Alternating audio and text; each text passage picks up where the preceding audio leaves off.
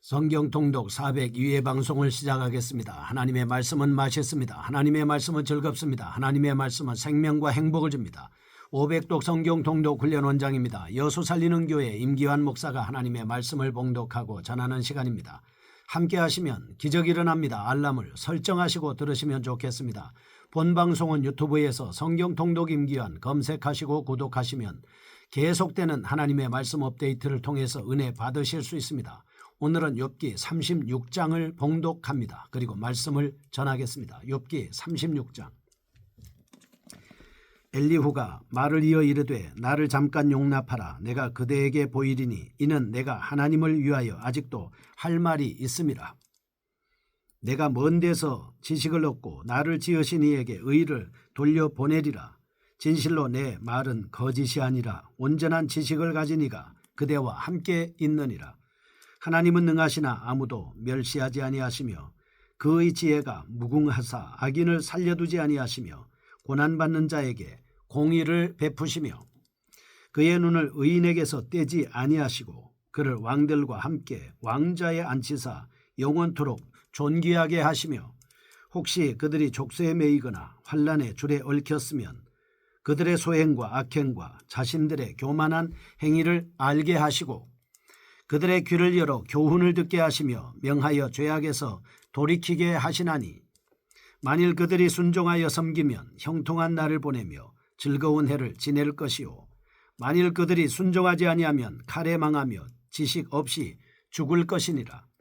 마음이 경건하지 아니하는 자들은 분노를 쌓으며 하나님이 속박할지라도 도움을 구하지 아니하나니 그들의 몸은 젊어서 죽으며 그들의 생명은 남창과 함께 있도다. 하나님은 공고한 자를 그 곤고에서 구원하시며 학대당할 즈음에 그의 귀를 여시나니 그러므로 하나님이 그대를 환난에서 이끌어내사 좁지 않고 넉넉한 곳으로 옮기려 하셨은즉 무릇 그대의 상에는 기름진 것이 놓이리라. 이제는 악인의 받을 벌이 그대에게 가득하였고 심판과 정의가 그대를 잡았나니 그대는 분노하지 않도록 조심하며 많은 뇌물이 그대를 거릇된 길로 가게 할까 조심하라. 그대의 부르짖음이나 그대의 능력이 어찌 능히 그대가 곤고한 가운데에서 그대를 유익하게 하겠느냐. 그대는 밤을 사모하지 말라.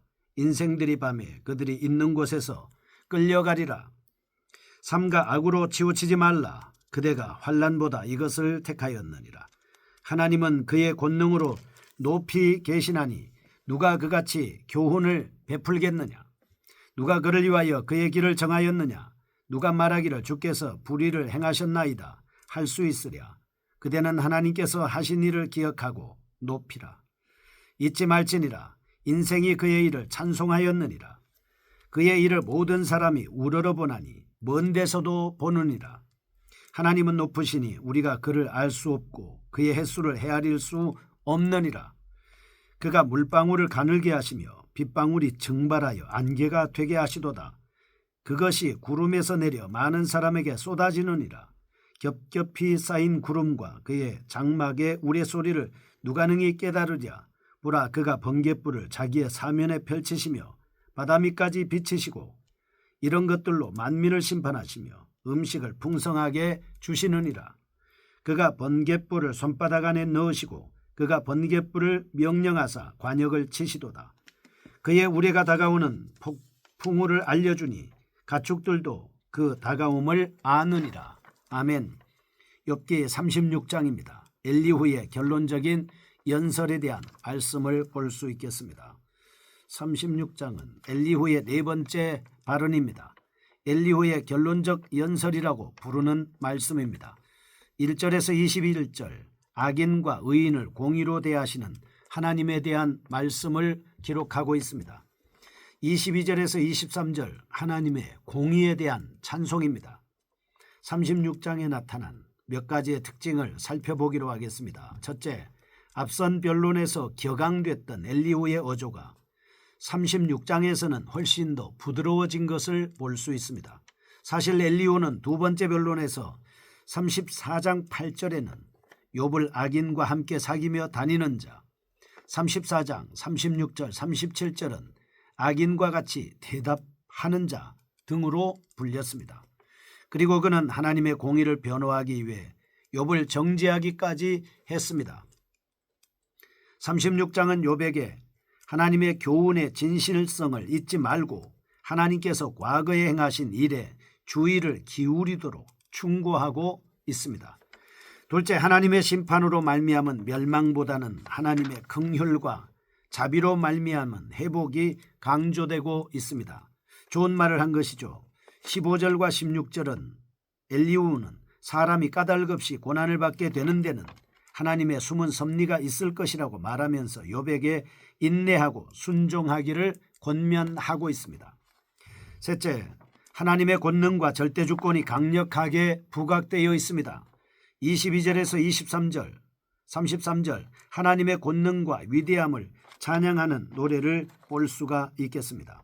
교훈입니다. 첫째, 성도가 당면한 고난 속에서 요청받는 자세, 고난의 이유에 대한 질문과 이해가 아니라 바로 지극히 높으신 하나님께 대한 믿음과 순종을 해야 된다라고 하는 것을 가르쳐주고 있습니다. 둘째, 의인에게 주어지는 고통은 인간 자신의 연약하고 죄된 모습을 깨달아 하나님 앞에서 더 큰 은혜를 체험하게 하려고 하는 것이죠. 보겠습니다. 1절에서 21절 하나님의 공의에 대한 말씀입니다. 4회에 걸친 엘리후의 변론 중 마지막 결론의 전반부에 해당되고 있다 볼 수 있습니다. 하나님께서는 고난을 주심이 시험하고 연단케 위함이라고 말씀하고 있습니다. 그 세부적인 내용을 살펴보면 1절에서 4절 욥에게 자신을 주목해달라는 엘리후의 요구를 언급하고 있습니다. 5절에서 15절 인간의 행위에 따라 취하시는 하나님의 섭리 방법을 말씀하고 있습니다. 16절에서 21절 엘리후가 욥에게 주는 경고와 권면입니다. 특히 고난이라는 주제로 재구성해 보겠습니다. 첫째, 1절에서 4절 엘리후가 자신의 통찰력을 확신하고 있습니다. 사람들은 자기 자신이 지혜롭다라고 이렇게 생각하고 있지 않겠습니다. 그런 의미에서 볼 때 엘리후도 그렇게 자기를 확신하고 있는 모습을 볼 수 있습니다. 둘째, 5절에서 7절 하나님께서 악인과 의인을 공정하게 대하신다고 진술하고 있습니다. 셋째, 8절에서 12절 고난에는 하나님의 계획이 담겨 있음을 말씀하고 있습니다. 넷째, 13절에서 15절 고난에 대한 사람들의 반응을 기록하고 있습니다. 다섯째, 16절에서 21절 고난에 대한 욥의 반응을 기록하고 있습니다. 본 단락에서 나타나고 있는 두드러진 특징을 살펴보고 가겠습니다. 첫째, 엘리후는 본 단락에서 하나님을 위한 마지막 변증을 하고 있습니다. 사실 엘리후는 하나님을 대변하여 말하는 자처럼 행동해 왔습니다. 그래서 그는 욥과 친구들이 진술한 변론들을 예를 들어 그것에 대해 반박하고 있는 것입니다. 엘리후는 본 단락에서 하나님께서 섭리하시는 행사의 모습을 결론적으로 언급하고 있습니다. 하나님의 계획에 의거해 섭리를 베푸십니다. 영원하신 공의의 법칙에 따라 그 계획을 이루신다는 사실입니다. 5절입니다. 하나님은 능하시나 아무도 멸시하지 아니하시며 그의 지혜가 무궁하사라고 이렇게 말씀을 해서 하나님은 전능자요 아무도 멸시하지 않는 분이시다 라고 하는 것입니다. 6절 악인을 살려두지 아니하시며 고난받는 자에게 공의를 베푸시며 라고 말씀해서 악인에 대해서만큼은 결코 심판을 보류하지 않으시는 의로운 치리자다 라고 이렇게 묘사하고 있습니다. 두 번째입니다. 엘리후는 8절에서 의인도 고난을 받을 수 있다는 가능성을 본단락에서 제시하고 있습니다. 12절, 18절, 21절에는 욥을 죄인으로 정죄하고 고소하기보다는 오히려 경고하고 충고하는 입장을 취하고 있습니다.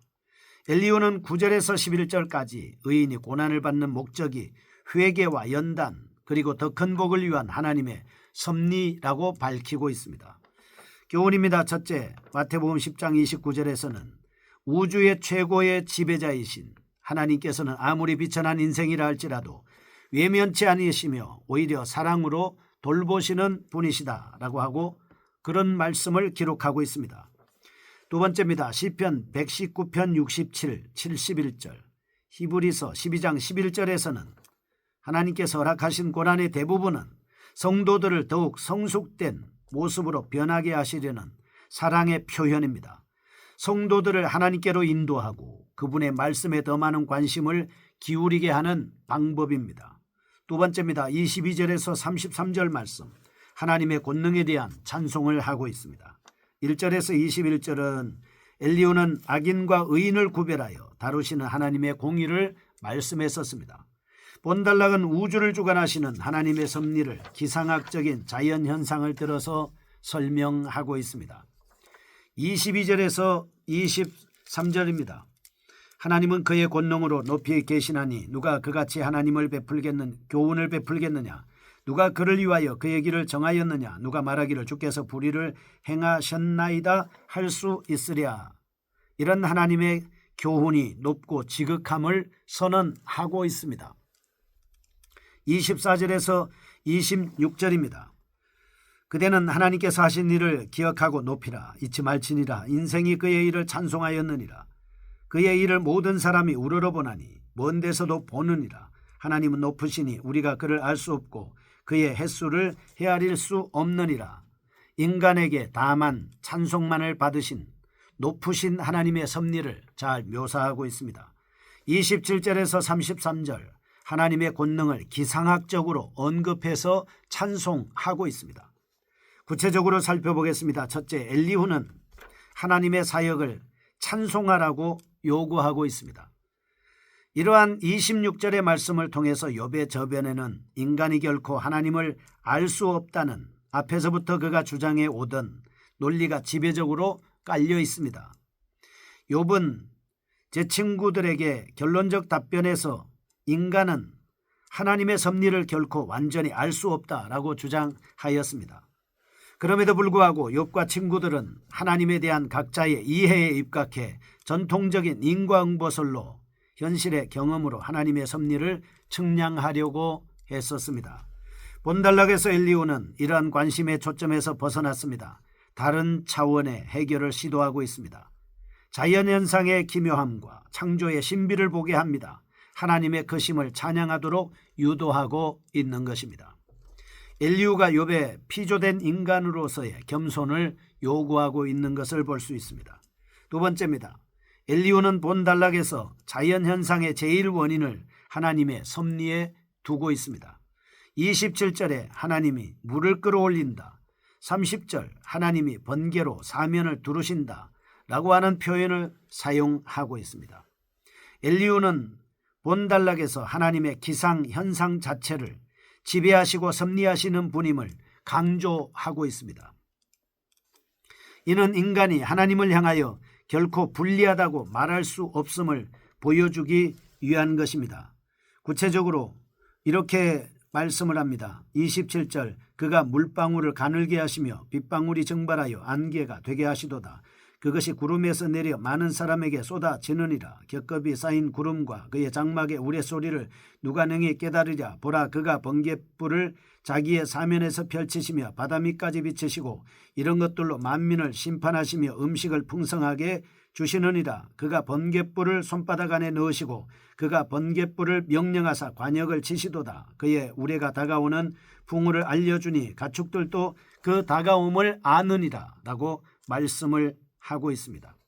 교훈입니다. 첫째, 하나님은 만물을 창조하신 분이심과 동시에 그 지으신 세계를 지금도 하나님의 섭리로 다스리시는 분이십니다. 둘째, 피조물인 인간은 지극히 높으신 하나님을 이해하는 것이 불가능하기 때문에 그분이 하신 일을 자연의 법칙과 계시의 말씀을 통해 믿고 받아들여야 된다라고 하는 것이고 찬송해야 한다는 것입니다. 자연세계를 통해서 우주를 통해서 하나님의 섭리와 속성을 알게 하시는 주님 감사합니다.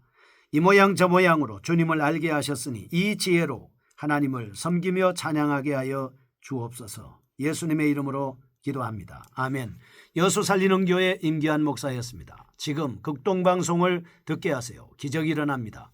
우리는 지금 생명을 전하고 있습니다.